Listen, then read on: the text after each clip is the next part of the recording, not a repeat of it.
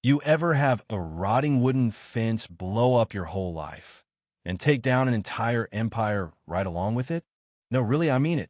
I'm talking about the kind of old, half-busted fence you wouldn't even notice unless you were the one patching it. Dirt in your boots, sweat in your eyes, trying to keep your family's story from washing away with the next big rain. That's where I was the morning Gloria Wentworth, in her $1 million helicopter and her fire-red blazer, decided to drop into my field like she was some kind of Wall Street angel of death. She hopped out, brandishing a stack of papers like claws, and barked that I had 7 days to stop fixing that fence or I'd lose every acre. 7 days, or everything my grandfather ever sweated for was gone. Just like that. She had no clue what she just walked into, not a hint. This wasn't just land, this was history. Secrets buried so deep, not even her whole HOA could buy them. And she had no idea about the connections I had, or just how stubborn I could get when someone threatened my blood. Name's Wyatt Thornton. 8 months back, I put my father in the ground. What they called a farming accident. Tragic, but not uncommon, the coroner said. For a man his age, working alone on 68 acres of Texas. I just finished the inheritance paperwork when I figured the east fence, the one Granddad built in '52, was a good place to start piecing myself back together. Those old posts were soft as sponge after the last winter, so I was sweating away, driving in a new stake while my wife, Elena, sat on the tailgate reading legal paperwork. She's a property rights attorney, sharp as a scalpel, and twice as dangerous if you get on her wrong side. She calls out, "Wyatt, something's weird. Deed says subsurface access rights, but there's nothing attached. No easement, no agreement. If someone wanted under this land, this be the first place they'd start." I'm staring at her, trying to wrap my head around that, when a morning goes from quiet to chaos. First it's a thrum, then a roar, white and blue helicopter, blades throwing grass flat, dropping right in the middle of my field. Robinson RG-66, more house than chopper in these parts.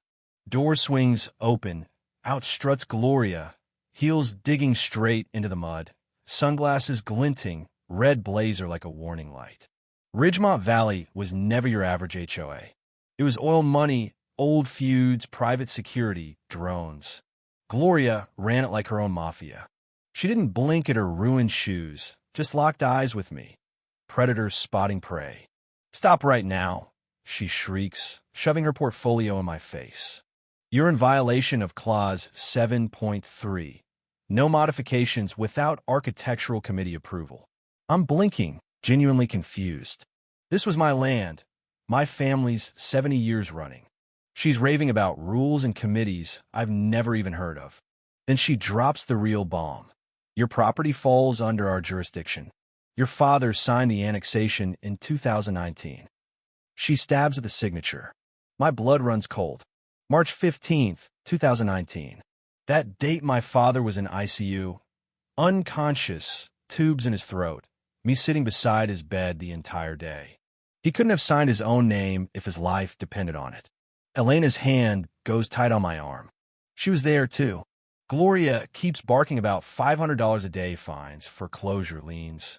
Then, she glances out to where my father died but won't meet my eyes. Not once. As her helicopter lifts off, Elena whispers, "Wyatt, what's buried under this land?" All I knew was that it was time for answers.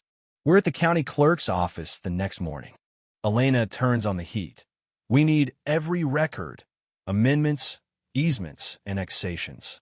Clerk says, "Your land was annexed in 2019. Elena leans in. "What about mineral rights?" The clerk freezes, glances nervously at the back office. "There's a file, but it's restricted. You need a court order. Someone powerful was hiding something." We leave with more questions than answers. On the drive home, Elena says, "Wyatt, someone forged your father's signature.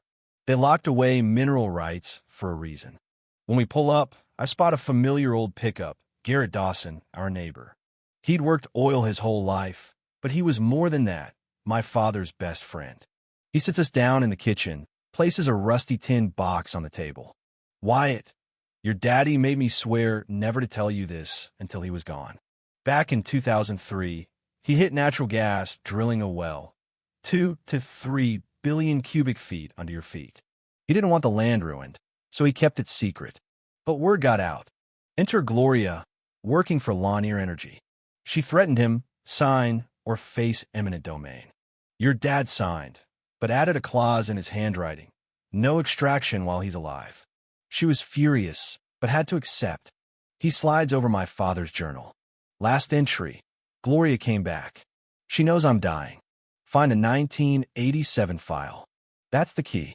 The room feels icy. My phone buzzes. HOA fine, $1,000, drone photo attached. They're watching us. Elena digs all night, legal tabs open, her glasses sliding down her nose. I found the original contract. After the signatory dies, they can do whatever they want, install equipment, decide the compensation. And Lanier? Gloria bought it in 2018. The math is sickening. Surface and mineral rights, worth $40, maybe $60 million. She could grab it for pennies. But why forge the HOA annexation? Elena figures it out. If the original agreement fails, Gloria needs a backup. HOA jurisdiction. If she proves your property falls under the HOA, she can force a sale and set the price herself. I feel sick. Next morning, we visit the spot where my father died. The harvester's still there, rusted. But now, 3 metal stakes form a triangle, each with a hidden electronic sensor. Seismic mapping, Garrett says. Someone surveying, and those sensors are brand new, set up within weeks of my father's death. Right in the triangle where they found his body. Then I see them, 2 black SUVs, parked at the far fence, windows blacked out, just watching. Rage wells up. Whoever killed my father wants us scared. But they just told us we're right over the target. We head home, call after call, digging for the 1987 file. Elena tracks down the notary who witnessed the annexation. When she mentions Gloria's name, the call goes dead. A few hours later, Garrett returns, a thick folder in hand. He'd worked as a county surveyor years back, kept copies of everything. Inside, a county commission record, expansion to annex our property denied, January 2019. Our land, officially, was never inside the HOA. Digging deeper, we find notes about my father's lawyer, Mitchell Price. In 2018, Mitchell was building a case to void the energy contract. Then his office was robbed. Only the case files were taken. Mitchell quit 2 weeks later. Right after, the forged annexation pops up. Gloria had scrubbed the evidence, scared off the lawyer, and made herself a backdoor. Then the bank calls. Our loan's on hold, $45,000 we need to run the farm. Until the HOA lien is cleared, funds are frozen. Now I have to look my workers in the eye and tell them I can't pay. Elena grips my shoulder. She wants to break us before court. Starve us out. But my father had left a map. Find a 1987 file. We demand documents from the HOA. Next day, the HOA message board explodes. Suddenly, I'm a threat. Angry farmer, endangering kids, violating community standards. Hundreds of residents sign a petition for my eviction. Only Elena checks, most are fake. Stock photos, no history, all made in the last 48 hours. Gloria's fighting dirty, using fake outrage to pressure the board.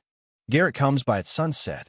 His voice shakes as he admits he saw a black SUV, a tall man in black leaving the field the day my father died. Victor Crane, Gloria's head of security. Elena pulls up the 911 transcripts. My father called for help at 10:47 a.m., 23 seconds, begging for an ambulance. 4 minutes later, someone from the HOA's security line cancels the ambulance, says false alarm. 40 minutes after that, a neighbor finds him. Too late. Cause of death, blood loss, survivable with prompt care. Someone had killed my father by calling off help. At dawn, the HOA sends a final notice. Meeting in 72 hours, agenda, seize my property. I tear the place apart for that 1987 file. Nothing. But Garrett's words echo, where Grandpa could watch over them. I check my grandfather's trunk in the barn. The floorboards are loose. Beneath them, a waterproof tube. Inside, the original 1987 survey, showing our land outside the HOA. Also, an envelope, my father's handwriting, If anything happens to me, give this to the FBI. Inside, a corporate record of Gloria buying Lanier, a bank transfer for $50,000 to Victor Crane the day my father died, and a USB labeled recording October 2018. I listen. My father's voice, tense, then Gloria's. The old man's about to void the agreement. If he succeeds, I lose everything. Victor, I can handle it. Gloria, do whatever you need. Just make sure he's no longer a problem. Proof. Murder. Conspiracy. Elena's on the phone with the FBI. They're sending agents. We go to the HOA meeting, packed, cameras rolling. Gloria tries to take control, but I stand and demand my right to speak. Elena flashes up the 1987 plat. Our land, clearly outside the HOA. County minutes rejecting the expansion. Hospital records showing my father was unconscious on the day of the supposed signature. Then, the audio recording.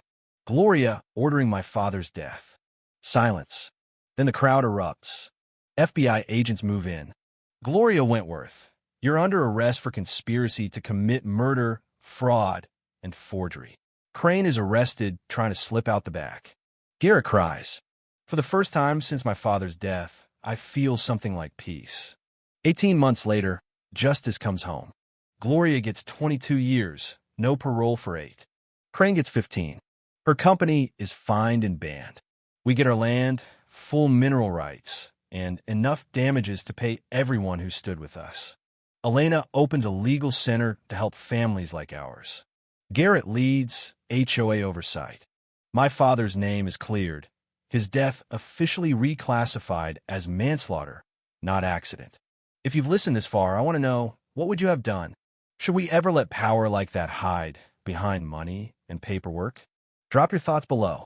Share this story with someone who needs to know that justice sometimes comes from the unlikeliest places, like a rotting wooden fence that protected the biggest truth of all. And if you want more stories like this, hit that like, drop your location in the comments, and let's keep fighting for the folks who refuse to be pushed off their own land.